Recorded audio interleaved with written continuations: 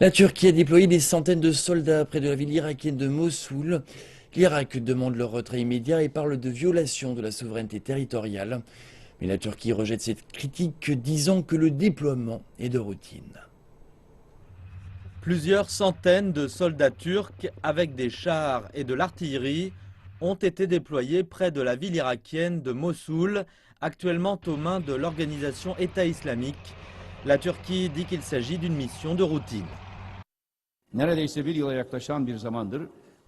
Ce n'est pas un nouveau camp. Environ 2000 volontaires de Mossoul ont été formés l'an dernier pour les soutenir dans leur lutte contre Daesh. Cet entraînement a été décidé à la requête du gouverneur de Mossoul et il a été coordonné par le ministère irakien de la Défense.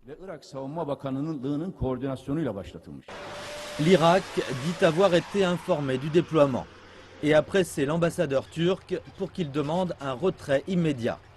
Le président irakien Fouad Massoum a qualifié le déploiement de violation des normes et des lois internationales. Il a appelé le gouvernement à prendre les mesures nécessaires pour préserver la souveraineté et l'indépendance du pays.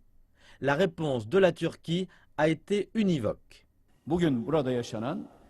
Ceux qui n'interprètent pas bien cette rotation de routine veulent entrer dans une provocation délibérée. Nous avons formé nos frères irakiens contre Daesh au camp de Bashika et dans d'autres lieux et nous allons continuer de les former.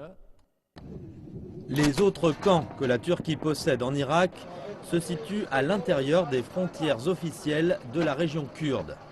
Mais le site de Mossoul est revendiqué par le Kurdistan et par Bagdad. Le déploiement arrive comme le résultat de différentes politiques sur l'exportation de pétrole et le manque de coordination militaire entre Bagdad et Irbil. La question est que le Kurdistan fait partie de l'Irak mais se conduit comme un État indépendant. Le sentiment politique est fort à Bagdad contre le déploiement de forces étrangères. Si ces troupes turques ne partent pas et ne sont pas frappées par les forces aériennes irakiennes, elles seront suivies d'autres troupes américaines, saoudiennes, qataries et celles d'autres pays islamiques. Pour M. Zamili, c'est la Russie qui devrait constituer leur première option de coopération. Je pense que nous devrions coopérer avec la Russie et qu'il est temps de demander aux forces aériennes russes d'aider l'Irak à se débarrasser de l'ennemi, que ce soit Daesh ou ce nouvel ennemi qui prend le visage d'une armée islamo-arabo-turco-américaine.